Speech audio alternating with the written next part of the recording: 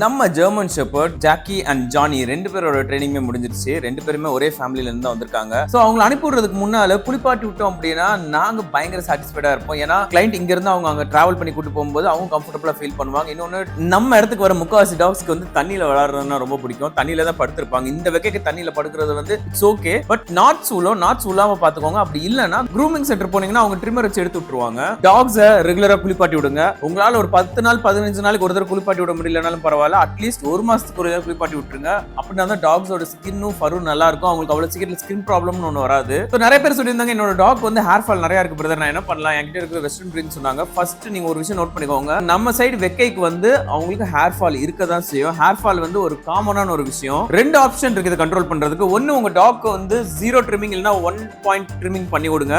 அப்படி இல்லை அப்படின்னா விர்பேக்ல வந்து வீட்டா பெஸ்ட் சொல்லிட்டு ஒரு சிரப் இருக்கு. அதை வந்து 10 ml ஒரு நாளைக்குன்னு சொல்லி கொடுக்கலாம் நீங்க.